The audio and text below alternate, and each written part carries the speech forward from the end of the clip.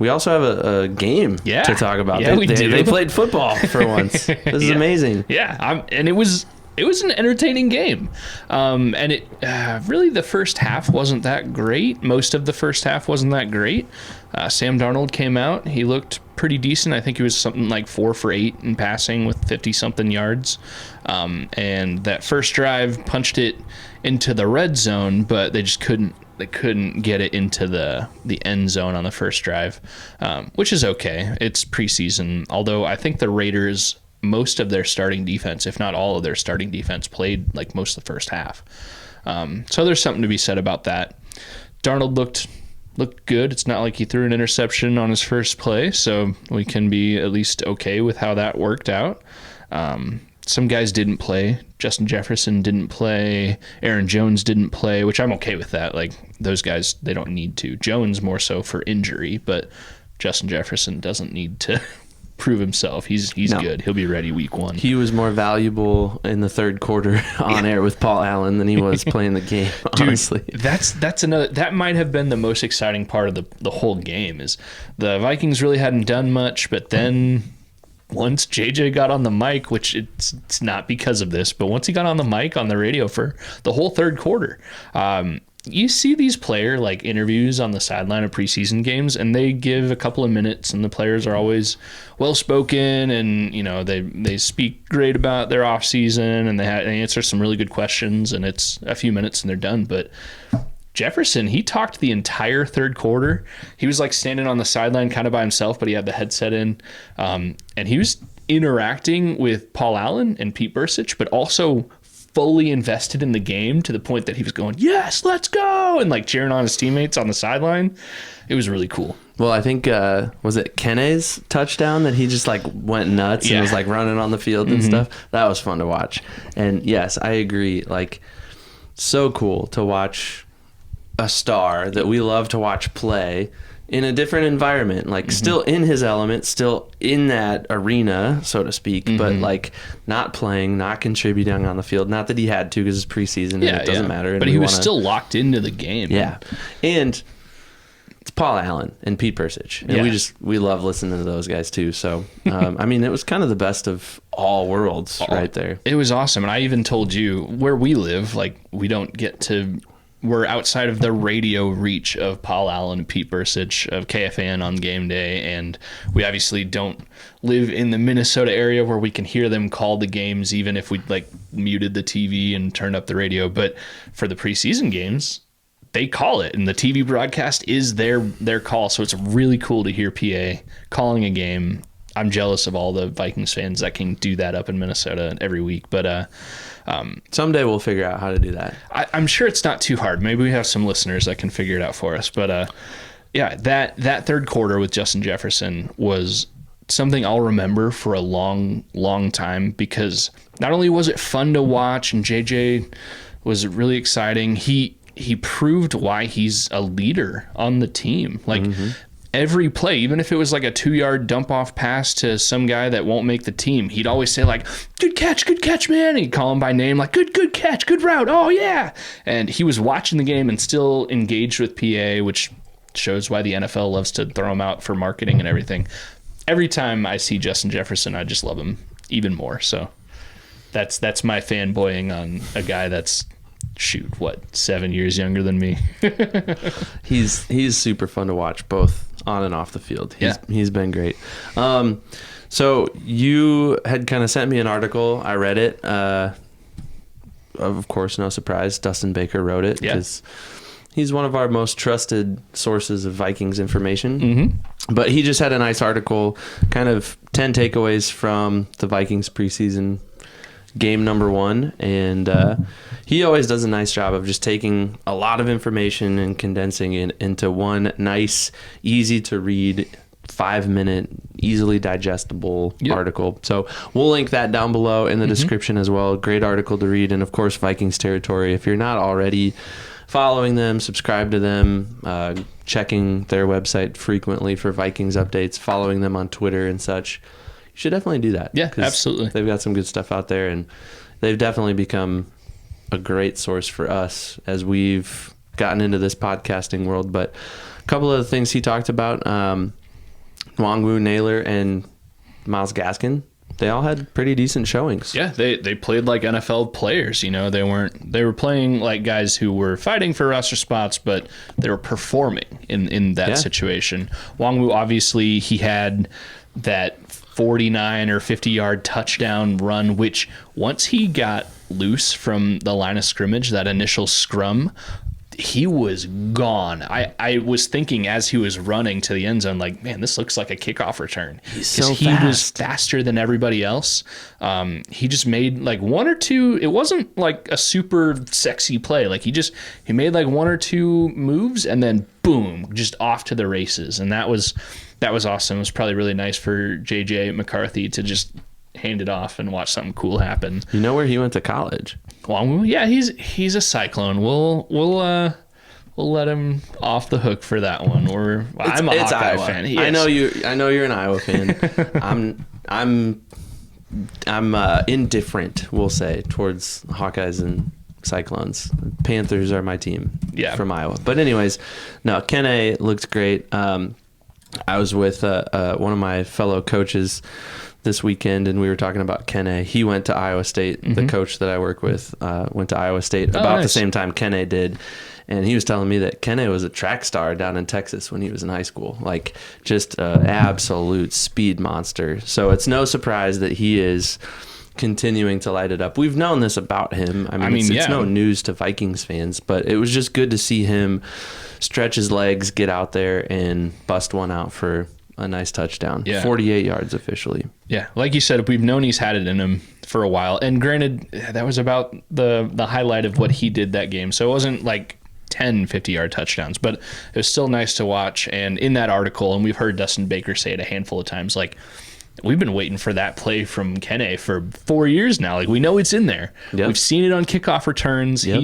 He's one of the best in the NFL, which, I don't know, maybe that's why he's still on the team, is because of the new kickoff rules. But it was really fun to see. Jalen Naylor, he played really well. It was like he was proving the potential that we all know he has.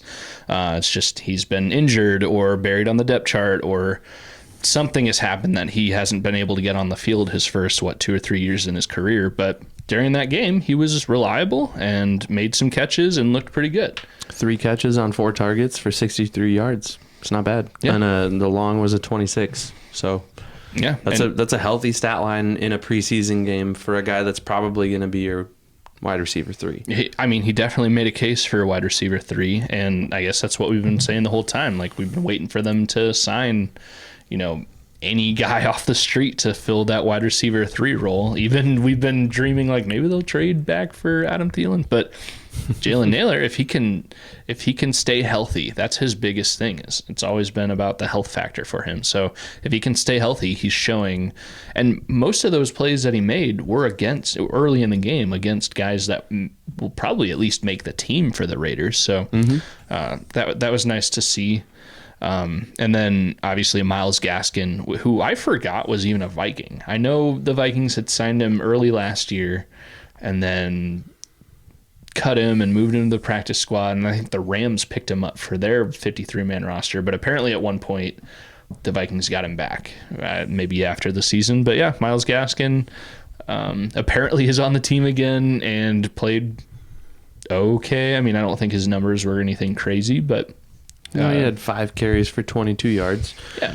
So not anything super amazing, but it's preseason. It's hard to judge that because you look at the rushing totals. You had 5 guys carry the ball in a regular season game. You're gonna have 3. Yeah, maybe. Exactly. Yeah, and that would be like that'd be shorter if your quarterback doesn't have to run the ball at all. If he doesn't have to scramble and get a few rushing yards. So like you think about all the Kirk Cousins games where he didn't record a single rushing yard, and he's just handing the ball off to Dalvin Cook or Alex Madison or whoever.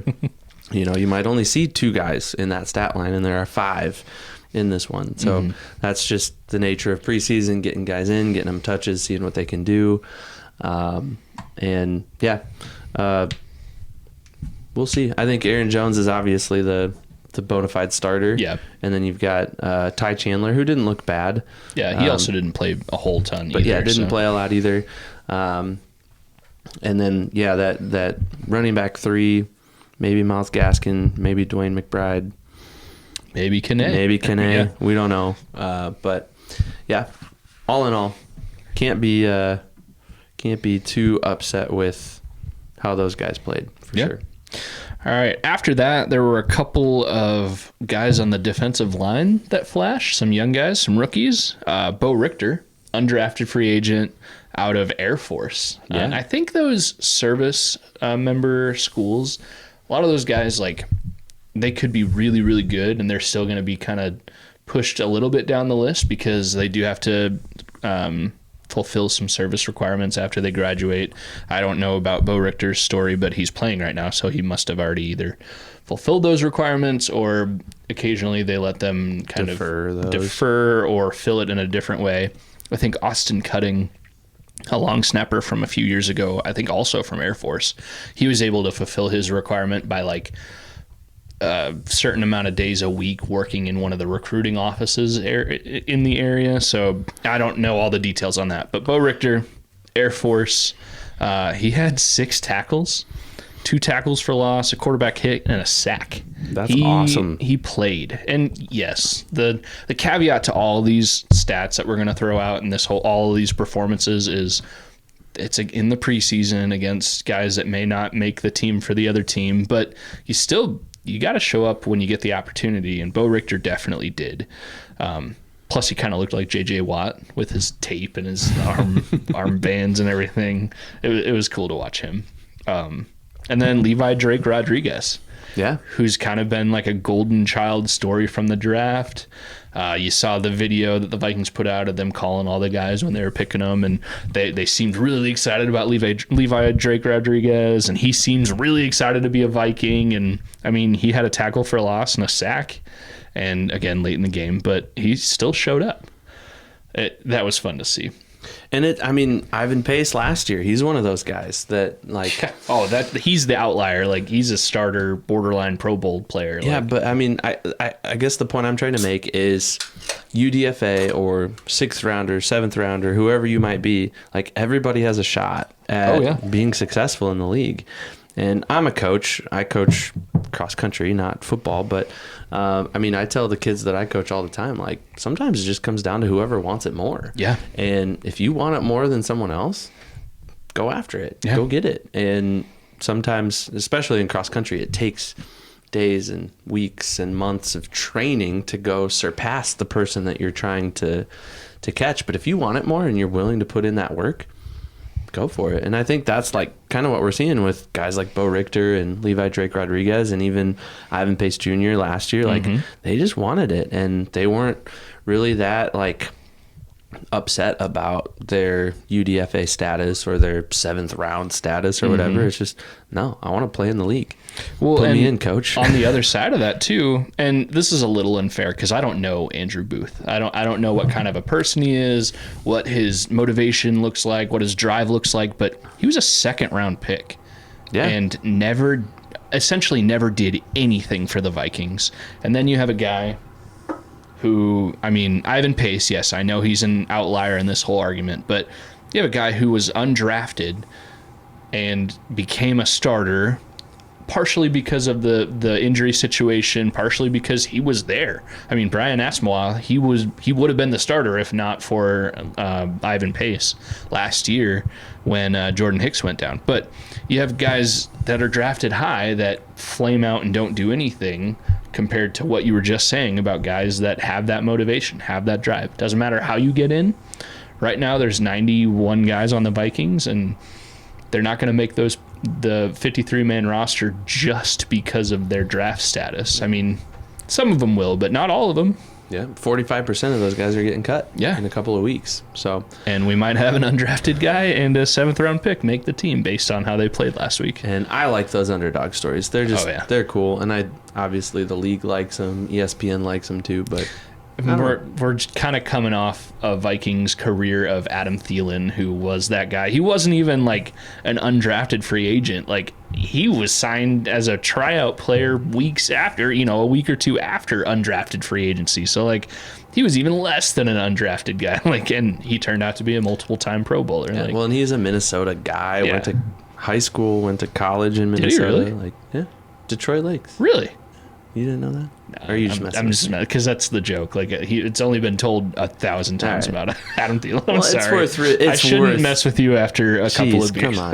No, it is worth repeating though, because I mean, it's one of those storybook things, right? Like, yeah. And it would be so poetic if he came back to Minnesota and finished out his career with the Vikings after a year or two away. Yeah, I would definitely be for that. I think we all would, but at this point, it doesn't really look super likely that he's coming back. Don't hold your breath. Somebody who did look good was Will Reichard. Yeah. In his official debut as a Viking, rookie kicker out of Alabama. He made all 3 of his extra points. He only went 1 for 2 on field goals, but the 1 field goal that he missed was blocked.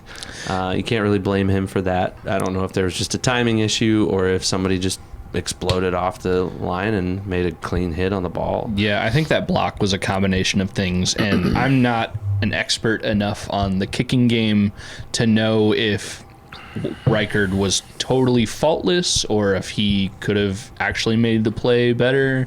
I don't know enough to say either way, but I do know the line kind of collapsed a little bit, and obviously it was blocked, so it'll go down as a block kick. But I mean, he obviously later in the game, at the end of the game, made the kick that mattered too. Again, it's a preseason game, but he won the game. And Dustin Baker said in the article, we'd be talking about it if he had missed it. Like, how Vikings would it have been for this rookie kicker that we've all heard some really good things about, and they drafted him. They already cut the other guy. Yep. How Vikings would it be for him to miss a 38-yarder to win or lose the game? Well, you got to think, if he misses that kick, you got to think Kwesi's in his box suite at US Bank Stadium and picks up the phone and he's like, John Parker, can you get back here like tomorrow? Yeah, or somebody. They're at least working out somebody, right? Like, and I'm not a kicker. I know a lot of that position is a mental game, and I know it shouldn't be, but it is. But can you imagine that guy? And I don't know him either. Like, maybe he wouldn't have cared, but I feel like if I missed my first game-winning opportunity, it would be in my head the rest of the season. And maybe it still is. I don't know. But he made it. We don't have to talk about that. It's not a what-if anymore. He looked good. And it's preseason, so even if he had missed it, there's still kind of that, like, okay, it's week 1, preseason. We'll see if we can get you some more opportunities week 2, week 3 of the preseason. Yep. Iron this thing out before we really hit the panic button and try to call John Parker Romo back or I don't know, get somebody out of retirement or something. Yep. But now we've seen him. We know he can make an extra point. We know he can make a 38-yard field goal in the NFL against NFL players in our stadium. So, dang it. I've been doing really good about this whole we are mine thing in the Vikings stadium. We are Vikings fans, and therefore they are we, and we are they. I'm on the we train. That's for sure. Fine. You get to be on the we train. I don't. It's cringy to me. Either way, Will Reichard, so far, we like him. Stone cold sniper, apparently, is what Dallas Turner called him. Dallas Turner had a good game too, though. Yeah, he did. First rounder. So his stat line's a little short. I think just one thing notable, he had a sack. But a play or two before that sack, he almost had what probably would have been a strip sack, but he was pretty close. I don't think you could call it a hurry because I don't think the quarterback on that almost sack knew he was even there because it was to his back. But Dallas Turner. I did a little fishing this last weekend. That's why I'm a little like sunburned on the nose and stuff. But like the sequence from Dallas Turner, like almost getting the sack to getting the sack is like you cast your line out, you get that bite, and you jerk it up, and you're like, dang it, and then you throw it out again, and then you're like, oh yeah, I got it. That's kind of what it felt like a little bit. Is very like angler-esque. He was so close on that first one, and then all of a sudden he hits pay dirt and puts the quarterback in the ground. When I was watching that play that he almost got the sack on, it brought me back to the Jared Allen days. I think the 2013 season when he came just shy of breaking the single season record. Every time the Vikings were on defense, that was a terrible season. I think they won 3 games, but he was the thing we were watching on defense. And every snap, it's a pass. Oh, Jared Allen's going to get there. Oh, he didn't get there. Or, oh, he did get there. And it kind of, that Dallas Turner play where he almost got there brought me right back to watching Jared Allen. I am not saying Dallas Turner is going to be future Hall of Famer Jared Allen.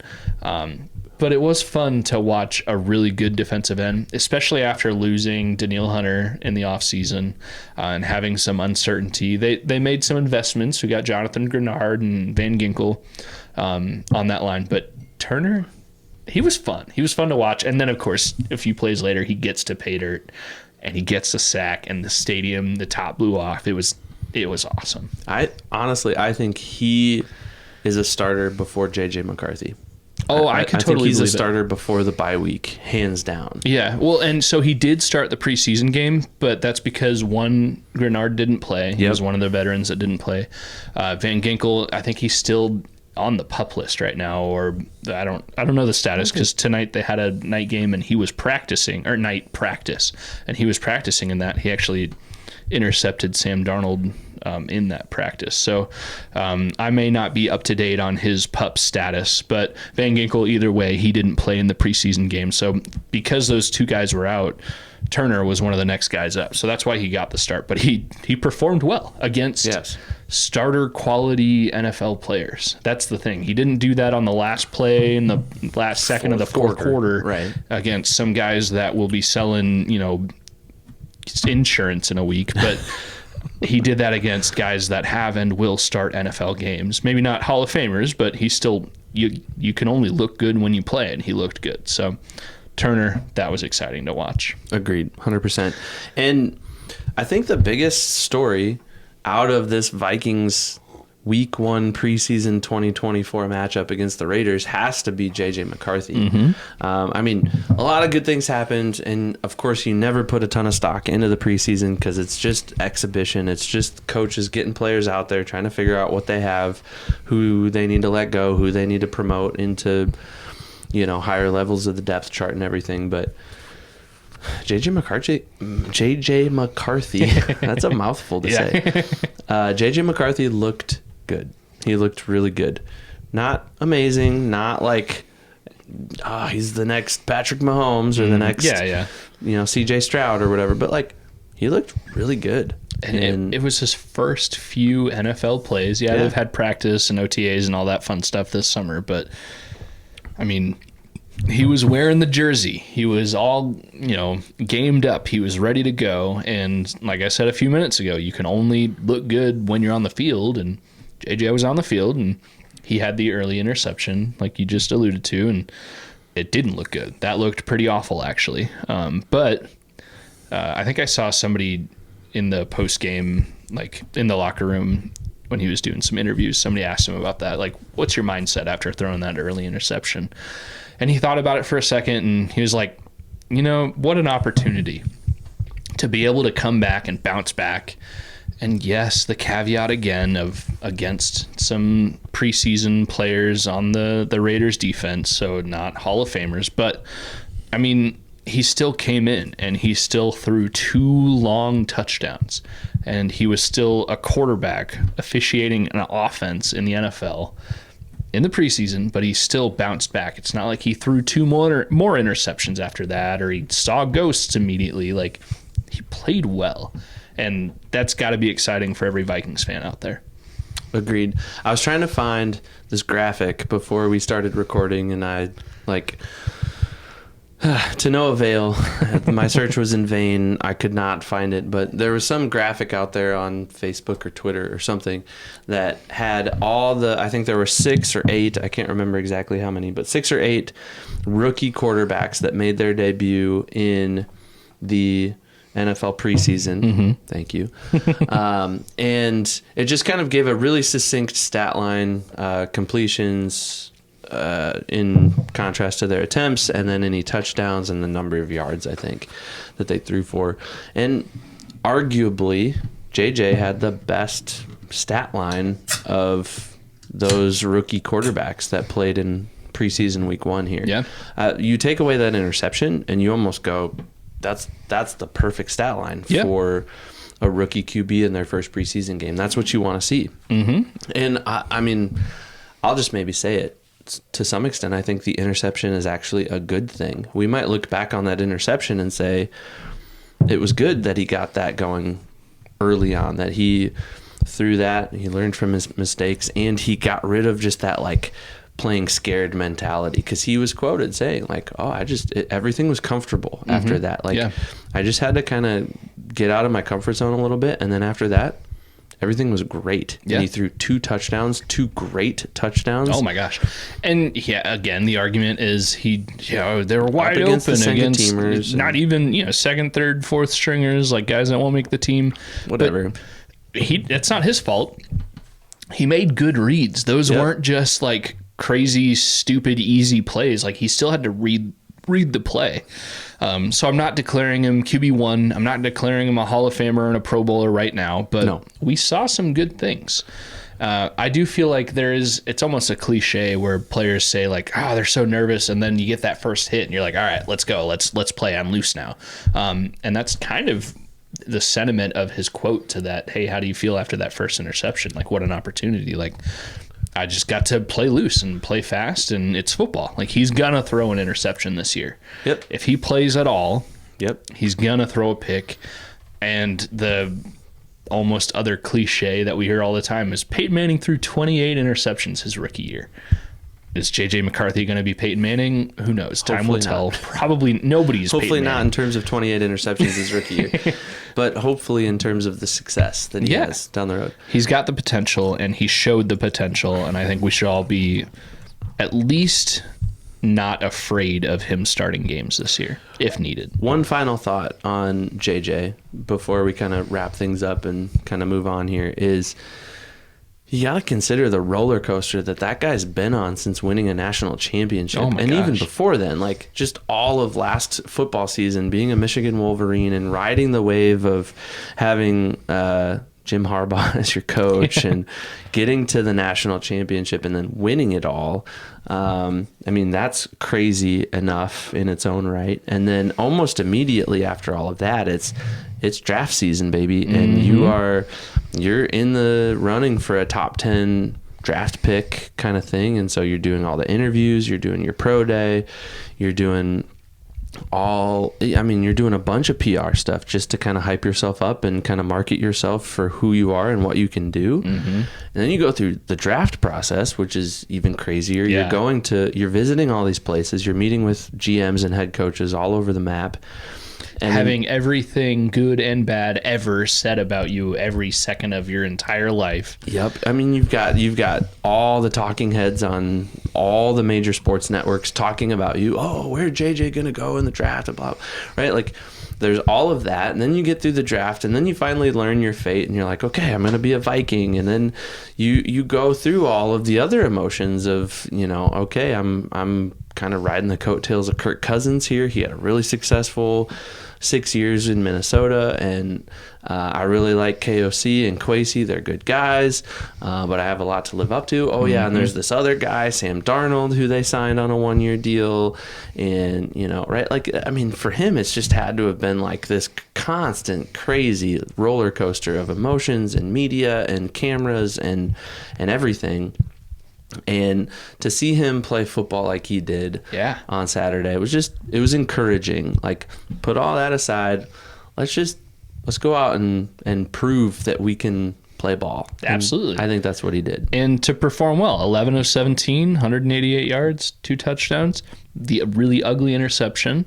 He had to carry the ball a couple times, 2 carries for 18 yards. All of that leading up to a preseason game that, yes, it quote unquote doesn't matter, but if he had been 2 of 17, oh my gosh, can you imagine? We'd be talking about it for sure. Everybody would have just come down on him, and his world would be just in the crapper, and he'd still have to come out and be like, yeah, and do the press conferences and be at practice and try to turn it around. But no, he didn't. He put himself in a position to have people say, let's go, JJ.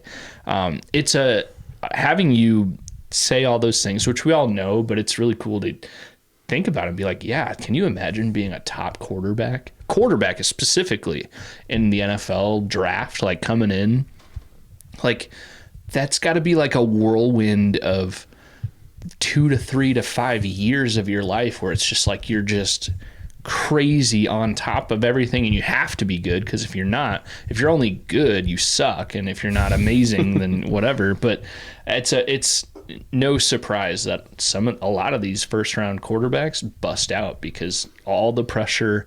They're obviously gifted athletes. They can obviously throw a ball a mile and hit a trash can from 100 yards away, but like, yeah, it's really encouraging to see JJ come into this situation and play pretty well in his first preseason game. And I wasn't even referencing like all the years before this. I'm just thinking about the last 6 months for the dude. Mm-hmm. Like you go back to January, February, like you're winning a national championship. And I mean, even this week, Jim Harbaugh was in the headlines for all of his stuff. And you're probably like, hey, don't talk about it. Like you're probably like, you've got some hush money under the table or something. Like, let's just keep all of this to ourselves until it all develops and makes its way out to ESPN and all the other stuff. There's just so much pressure on these kids, and you've got to respect what they do and the fact that they come out and perform the way that JJ did, with all that pressure, with all that, like, he's the answer. He's the next franchise QB. Mm-hmm. The Vikings have never taken a QB higher than him, and all this stuff. Like, man, like to play the way he did, I think Vikings fans should be really proud. I know they are, because I've seen a lot of feedback. There are a lot of people that are like, oh, put him in. Let's get rid of Darnold. Let's trade him right away, blah, blah, blah, whatever. I don't know if we go that far yet, but I like JJ. I think he's a good fit. I think he fits really well with KOC and the offensive scheme that O'Connell puts together. I still hold to my position. Yeah. I think we'll see him shortly after the bye week, probably the week after. Definitely a possibility. That's my prediction. And I mean, after seeing him play that well, it's not a 0% chance. It's a low chance, but it's not zero that he could be named the week 1 starter. Yeah. I'm not predicting that. I wouldn't even be excited for that. I'd probably be a little nervous and a little upset. But if he was named the week 1 starter, I wouldn't be blindsided. Like, it'd be surprising, but not something I couldn't see a future where that happens. It does kind of suck because we did see tonight for their night practice, he didn't participate. And they said specifically it's because, well, they said knee soreness. So KOC said, like, out of pure caution, they're going to hold him out. Dallas Turner sat out tonight. Exactly, too. Yeah. But Dallas Turner, at least we saw pictures of him on the sideline just in sweat. So I don't know if they didn't say he was out for knee soreness. But as a Vikings fan, you hear the words knee soreness. My first thought was, oh no, Sam Bradford after the Saints game in the 2017 NFC Championship game appearance season. Like, we saw him in one game, and then all of a sudden, the day after, he kind of had some knee soreness, and then he was out the entire year. So my first instinct is always to go to doomsday. So hopefully JJ is fine, and he doesn't even have to be QB1 yet. So, like, we don't need to worry about it yet. But we talked about this before we recorded, but, like, I brought up the point that, in a regular season, they'll play a game on Sunday, mm-hmm. and they won't hit the field in pads and full contact until Wednesday or Thursday. Mm-hmm. So they've got several days of recovery built into their weekly schedule. So to play a game on Saturday, nothing yesterday on Sunday, and to not see him today at night practice on Monday,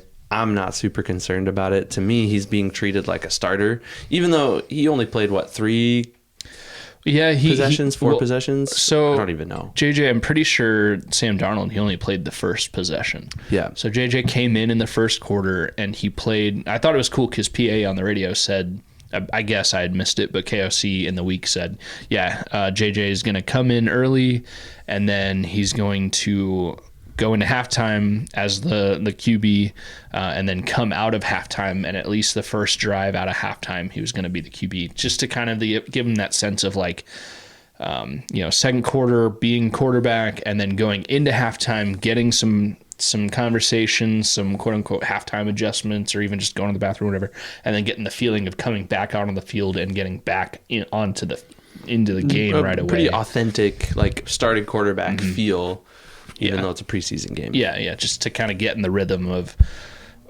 to avoid the idea of when he does start his first game to be like, oh crap, I just kind of lulled myself to sleep in halftime, which he's been playing football his whole life. It's not. And he's been playing at a high level at Michigan, played for a national championship. Like he's not unused to, I guess is what I'm trying to say, those big moments, the high pressure, that sort of thing. But to bring it all back, like you were saying, he played a good portion of that game.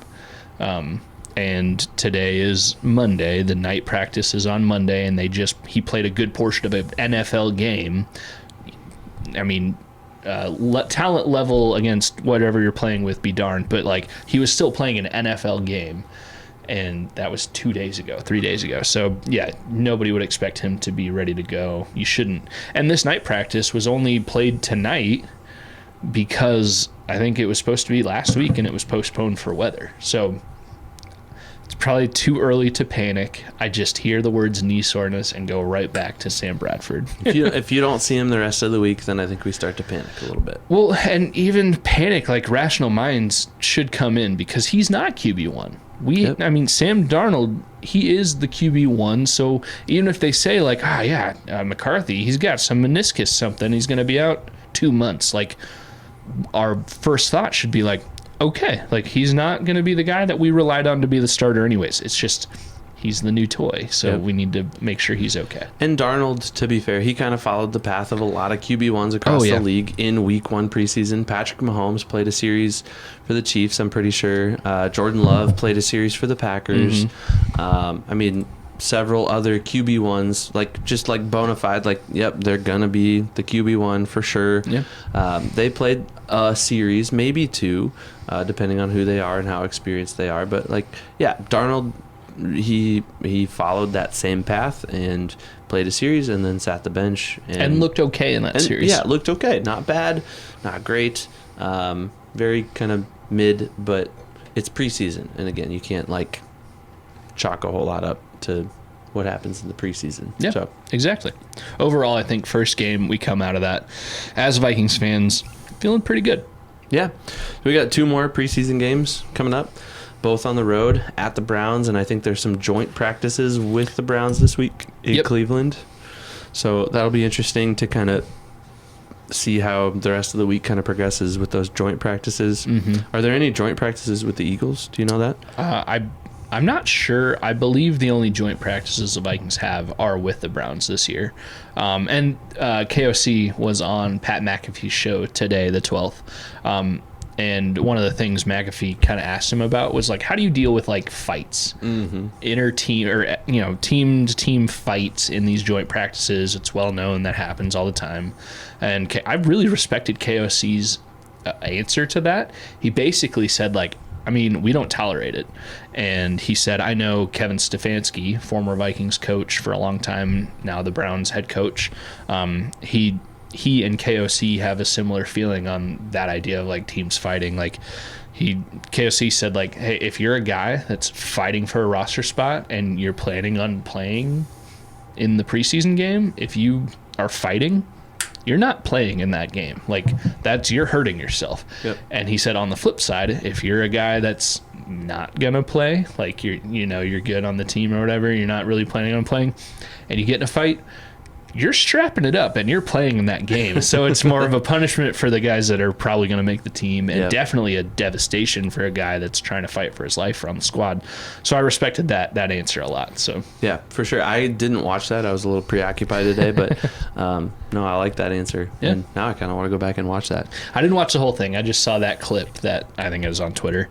But yeah, that was a nice mature answer and mature mindset around fighting, because you do see that. It feels like every week in the preseason you see, oh, this team fought with this team, or a huge fight. We've already seen it this year with like the Lions and the Giants. There's been so many. Yeah. Multiple. And I feel like it just continues to amplify year over year. It's just like every year in training camp and these joint practices and even into the preseason, these guys are fighting. And I'm sure some of these guys, because they're fighting for roster spots, because it's so emotional, their livelihoods are kind of on the line. Oh, absolutely, yeah. Like, they're emotional, and if one bad thing happens, you know, they might get a little emotional and kind of boil over, and things just kind of get out of control. I understand why it happens. I'm not condoning it, but KOC even said, like, because every once in a while you hear a coach like, I love to see that. It means they're dogs. They're in it. But like KOC said, these guys are really trying to make the team. Like,